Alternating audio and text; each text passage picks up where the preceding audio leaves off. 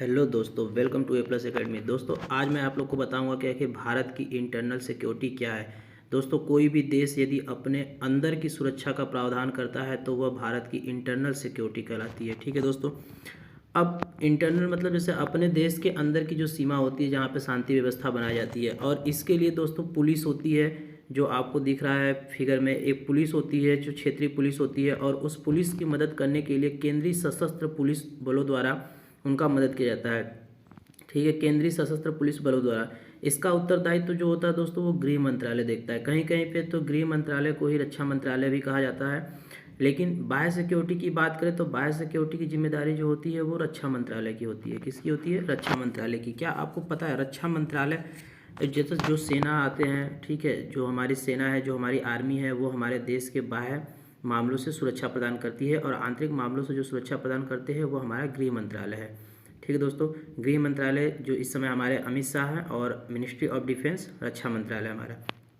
अब मैं आपको दोस्तों बताऊंगा, क्या आप जानते हैं कि खतरों का वर्गीकरण में अगर मैं आपको कुछ इस तरह से बताऊं तो दोस्तों आपको पता होना चाहिए कि कौटिल्य ने जब अपने अर्थशास्त्र में लिखा था, कौटिल्य को आप सब लोग जानते होंगे, कौटिल्य ने अपने अर्थशास्त्र में ये बताया था कि कोई भी राज्य हो उसको 4 प्रकार के खतरे हो सकते हैं। जी हाँ दोस्तों, कोई भी राज्य हो उसको 4 प्रकार के खतरे हो सकते हैं। पहला खतरा जो होता है वो आंतरिक खतरा हो सकता है, यानी किसी देश को अंदर से ही खतरा हो सकता है। दूसरा, किसी देश को बाहर से खतरा हो सकता है।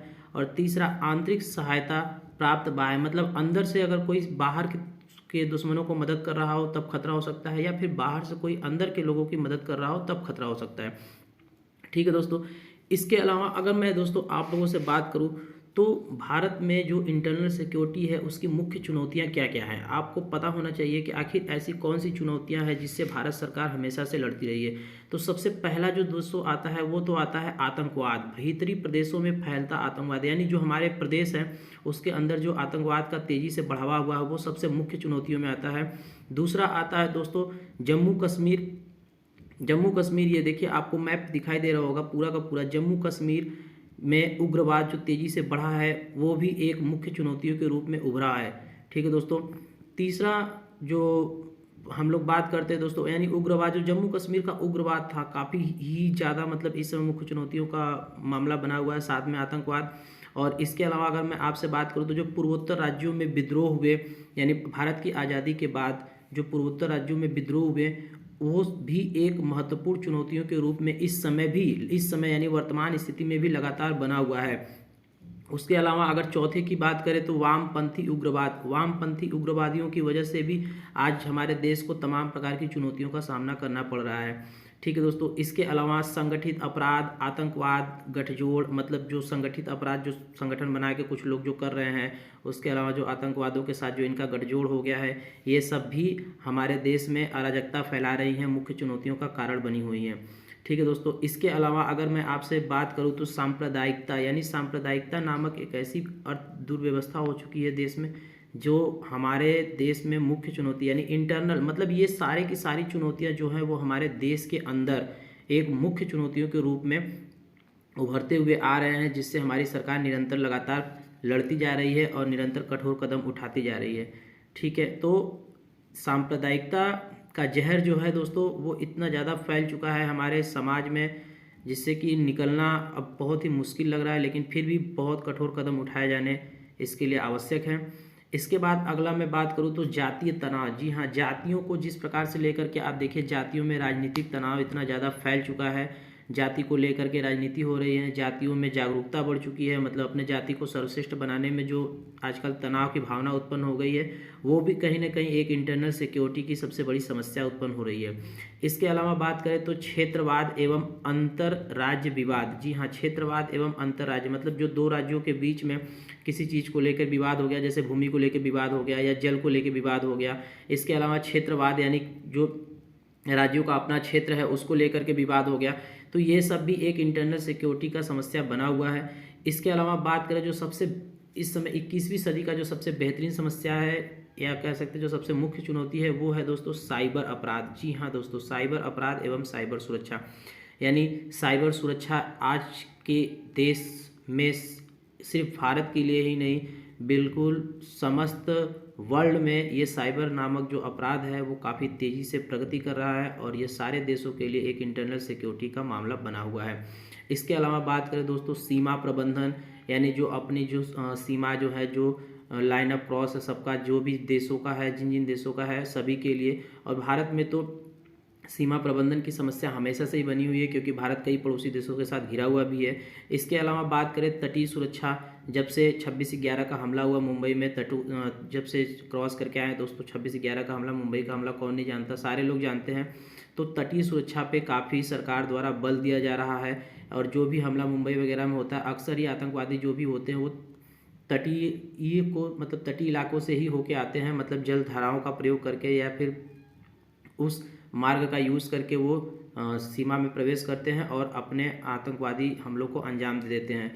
ठीक है, तो इसके अलावा अगर दोस्तों मैं बात करूं तो भारत कहीं न कहीं आज़ादी के बाद से ही कई प्रकार के समस्याओं से घिरा रहा है। जैसे 1956 में भाषाई उपद्रव हो गए थे, मतलब भाषा के आधार पर राज्य बनाने का जो मांग उठ गया काफ़ी तेज़ी से। ठीक है दोस्तों, उसके अलावा उसके बाद 1950 के दशक में पूर्वोत्तर राज्यों में जो अशांति फैल गई थी, पूर्वोत्तर राज्य जो थे भारत के, वहाँ पे 1950 के दशक में जो अशांति फैली। उसके बाद 1954 में नागालैंड के फिजो ने विद्रोह का झंडा उठा दिया। 1954 में नागालैंड के जो फिज थे उन्होंने विद्रोह का झंडा उठा दिया। बाद में यह जो विद्रोह था वो मिजोरम, मणिपुर, त्रिपुरा राज्यों इत्यादि सभी जगह फैल गया। इसके अलावा 1960 में नक्सलवाद के रूप में जो सबसे बड़ी समस्या आई, जी हाँ 1960 में नक्सलवाद के रूप में जो सबसे बड़ी समस्या आई, आज भी यह लगातार कंटिन्यू बनी हुई है। तो कहने का मतलब ये है दोस्तों कि हमारे देश में इंटरनल सिक्योरिटी, जिस स्वतंत्रता के समय भारत एक अल्प विकसित देश था और हमने देश के नवनिर्माण का कार्य प्रारंभ किया था। विकास और तरक्की की जो प्रकृति हमने अपनाई थी वह सही थी और सर्वव्यापी विकास भी था, परंतु समय के साथ यह स्पष्ट हो गया कि हम गरीबी हटाने, बेरोजगारी की समस्या और देश के कई दूरस्थ क्षेत्रों का विकास करने में असफल रहे। इस स्थिति का कई लोगों द्वारा गलत फायदा भी उठाया गया और माओवाद, नक्सलवादी, वामपंथी उग्रवाद के रूप में देश की आंतरिक सुरक्षा को खतरा उत्पन्न होने लगा। तो वर्ष 2006 में जो तत्कालीन प्रधानमंत्री थे उन्होंने इस बात को स्पष्ट किया कि भाई आंतरिक सुरक्षा के मामलों में नक्सलवाद सबसे बड़ा खतरा है। इसके बाद 1980 के दशक में पड़ोसी देशों द्वारा जो प्रायोजित पंजाब का उग्रवाद था, जी हाँ, जो पंजाब का उग्रवाद था वो काफ़ी घातक साबित हुआ और यह पड़ोसी देशों की सहायता के बल पे ही काफ़ी तेज़ी से अग्रसर हुआ था। 1990 की बात करें तो 1990 के दशक में कश्मीर में जो राष्ट्र विरोधी आतंकवाद का दौर फिर से आरंभ हुआ, एक वर्ष के अंदर ही वो पूरे कश्मीर में फैल गया, जिससे काफ़ी इंटरनल सिक्योरिटी को बढ़ावा मिला, मतलब उसमें दिक्कतें महसूस हुई। तो इस प्रकार से दोस्तों बढ़ता गया। अब दोस्तों अगर मैं बात करूँ आप लोग से आंतरिक सुरक्षा की समस्या, जी हाँ दोस्तों, अगर मैं बात करूं आंतरिक सुरक्षा की समस्या, तो आंतरिक सुरक्षा की समस्या के जिम्मेदार जो कारक है वो कौन कौन से हो सकते हैं। पहला तो शत्रु पड़ोसी हो सकता है, जो पड़ोसी हमारा देश है। दूसरा गरीबी और तीसरा जो दोस्तों होता है, जो मतलब पहला तो पड़ोसी, हमारे जो जितने भी पड़ोसी देश हैं उनसे तो हमें इंटरनल सिक्योरिटी दिक्कत होती ही होती है, मतलब वहाँ पे साइबर क्राइम हो गया या आतंकवादी हमला हो गया तो हमारे यहाँ भी कुछ ना कुछ फर्क पड़ेगा। इसके अलावा जो गरीबी, जो हमारे देश के अंदर जो गरीबी काफ़ी व्यापकता पे फैल चुकी है, वो भी कहीं ना कहीं आंतरिक सुरक्षा को जिम्मेदार ठहराती है। तीसरे की बात करते हैं तो बेरोजगारी, जी हाँ बेरोजगारी, आज हमारे देश में बेरोजगारों की संख्या इतनी ज़्यादा हो चुकी है जो कहीं ना कहीं इंटरनल सिक्योरिटी यानी आंतरिक सुरक्षा की समस्या को भी बढ़ावा देती है। ठीक है दोस्तों, तो बेरोजगारी जैसी समस्या को सरकार ना तो पहले समाप्त कर पाई, ना अब समाप्त कर पा रही है, ना ही वो फ्यूचर में समाप्त कर पाएगी और ऐसा ही लगता है। और जब तक कोई सरकार ठोस कदम नहीं उठाएगी तब तक बेरोजगारी की समस्या का समाधान होना मुश्किल है। इसके अलावा दोस्तों बात करें जो हमारे देश में असमान व असंतुलन विकास होता गया। असमान व असंतुलन विकास का मतलब किसी किसी को ज़्यादा पैसा मिल गया, किसी किसी को कम पैसा मिल गया, यानी कहीं पे कुछ हो गया, कहीं पे कुछ हो गया, असमानता का भाव फैल गया, मतलब असंतुलित रूप से विकास नहीं हो पाया। ये भी कहीं ना कहीं इंटरनल सिक्योरिटी यानी आंतरिक समस्या का मतलब देश के अंदर जो समस्या उत्पन्न कर दे। ठीक है, इसके बाद अगर हम बात करें तो अमीरी व गरीबी के मध्य बढ़ती खाई। जी हाँ दोस्तों, अमीर और गरीब के मध्य जो खाई बढ़ गई है, मतलब अमीर अमीर होता गया, गरीब गरीब होता जा रहा है। तो अमीर और गरीब के मध्य जो ये खाई बढ़ गई है, ये भी कहीं ना कहीं आंतरिक सुरक्षा की समस्या के लिए जिम्मेदार कारक है और यह मानिए यकीनन बहुत बड़ा कारक है, क्योंकि आज हमारे देश में जो संविधान है उसका जो न्याय है, जो कानून, जो विधि के समक्ष जो न्याय है वो गरीबों को नहीं मिल पा रहा है। अमीरों के लिए कुछ अलग कानून हो गया, गरीबों के लिए कुछ अलग कानून हो गया। तो ये कहीं ना कहीं इस चीज़ को बढ़ावा देते हैं। उसके अलावा बात करें दोस्तों तो प्रशासनिक मोर्चे पर विफलता, मतलब प्रशासनिक मोर्चा मतलब जैसे जहाँ पे हम गए अपने न्याय मांगने के लिए, वहाँ पे प्रशासन फेल हो गई, हमें न्याय नहीं मिल पाया। तो ये सारी चीज़ों की वजह से भी इंटरनल सिक्योरिटी की मामला बढ़ा है। इसके अलावा बात करें जातिगत जागरूकता और जातीय तनाव में वृद्धि, जो जाति को लेकर के, जो जाति पर, जातिवाद पर जो चुनाव हो रहा है, जो जाति पर विद्रोह हो रहे हैं, जो दंगा फसाद हो रहा है, वो भी कहीं ना कहीं इसको बढ़ावा देते हैं। इसके बात करें तो कमज़ोर आपराधिक, मतलब कमज़ोर आपराधिक न्यायिक व्यवस्था, मतलब जो हमारी न्यायिक व्यवस्था हो गई वो कहीं ना कहीं कमज़ोर अपराधों से घिरी हुई है। भ्रष्टाचार के कारण अपराधियों को पुलिस एवं राजनेताओं के बीच साठगांठ, मतलब जो भ्रष्टाचार के कारण जो अपराधी हैं और पुलिस हैं और राजनेता है, जो उनका आपस में साठगांठ है, वो भी कहीं ना कहीं इंटरनल सिक्योरिटी को बढ़ावा देता है। कहने का मतलब ये है दोस्तों कि इंटरनल सिक्योरिटी के जिम्मेदार अगर इस समय देखा जाए तो कहीं ना कहीं राजनेताओं और पुलिसों का अपराधियों के साथ जो साठगांठ है, वो भी साठगांठ जो भी है वो कहीं ना कहीं इंटरनल सिक्योरिटी को बढ़ावा देता है, कहीं ना कहीं समस्या को बढ़ावा देता है।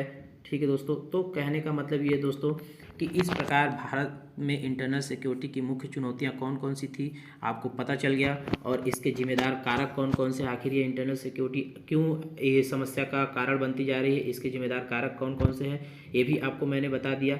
ठीक है, अगर आपको वीडियो पसंद आ रहा हो तो आप वीडियो को लाइक करें, शेयर करें और सब्सक्राइब करें, और जहाँ तक हो सके दोस्तों अपने दोस्तों के पास शेयर करें। हम और भी आपको इम्पोर्टेंट फैक्ट पे वीडियो लाते रहेंगे। तब तक के लिए धन्यवाद।